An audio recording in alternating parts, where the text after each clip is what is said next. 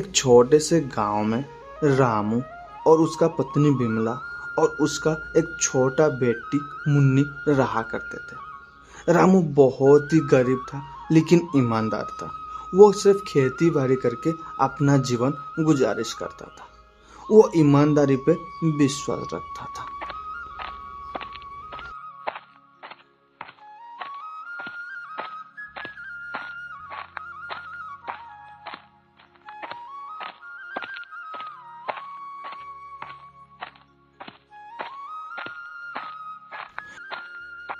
मुन्नी बेटा जल्दी करो, धूप तेज होने से पहले खेती का काम खत्म करके घर पे चलना है। हाँ बाबूजी, मैं आपके लिए खाना लेके आया हूँ। आज आपके लिए खाने के साथ मिठाई भी लेके आया हूँ। वाह मेरी रानी, मेरा कितना ख्याल रखता है। तेरा प्यार मेरे लिए सबसे बड़ा है और कुछ नहीं चाहिए मेरे बेटा।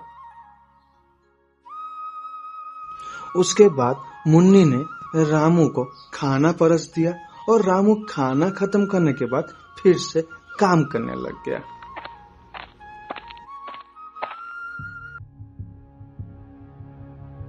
सुन भोला, मेरा सोने के थाली कहाँ रखा है? काल मैं उससे गदा में ले गया था। मालिक, वो मैं भूल गया, शायद रास्ते में कहीं गिर गया होगा। अगर वो थाली मेरे को नहीं मिला ना, पूरा पैसा तेरे से ही वसूली कर दूंगा। जीवन भर मेरे पास गुलामी तू करता रहेगा। जितने दिन तक मेरा पैसा का वसूली नहीं होगा उतने दिन तक तेरे को एक भी रुपया मैंने नहीं दूंगा।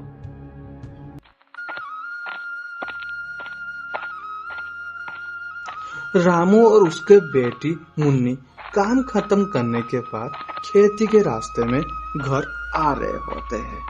उतने में उनको एक चमकदार चीज दिखाई देता है। रामू उसको देख के खुदाई का काम करने लग जाता है और उसको एक सोने की थाली वहां पे मिलता है। अरे ये क्या है? ये तो लग रहा है सोने की थाली है। ये किसकी हो सकती है मुन्नी? बाबूजी, इसे हम रख लें? हमारे पास तो कुछ भी नहीं है। शायद भगवान ने हमारे गरीबी को देख के ये सोने की थाली हमें दिया हुआ है। नहीं मुन्नी, ये ईमानदारी का वक्त है। ये जिसका भी होगा उसे वापस कर देना है, क्योंकि वो इसी के वजह से बहुत परेशान होगा और क्या क्या नहीं हो रहा होगा उनके घर में। रामू जाके सबसे पहले जमींदार साहब को मिलता है और बोलता है, जमींदार साहब, मैं रास्ते में आ रहा होता हूँ, उस टाइम में मुझे ये सोने की थाली मिला है। ये तो मेरा नहीं है, लेकिन आप देख लीजिए, आपका होगा या किसी और का होगा, आप उसको लौटा दीजिए, क्योंकि मुझे ये नहीं चाहिए। अरे रामू, तूने सोने की थाली मेरे को लौटा दिया।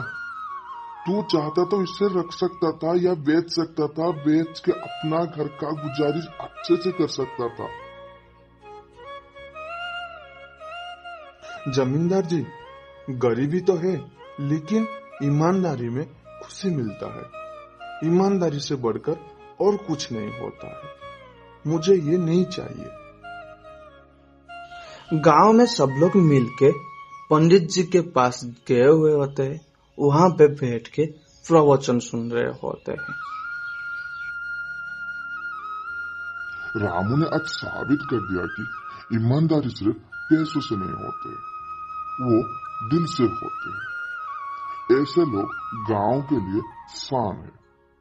इसके लिए एक ताली बजना चाहिए। जमींदार जी गांव लोगों के सामने एक वचन देते हैं। आज से मैं रामू को अपना एक खास आदमी बना रहा हूँ और उसके बेटी मुन्नी को अपने बेटी गुड़िया के साथ पढ़ाने भेजूंगा।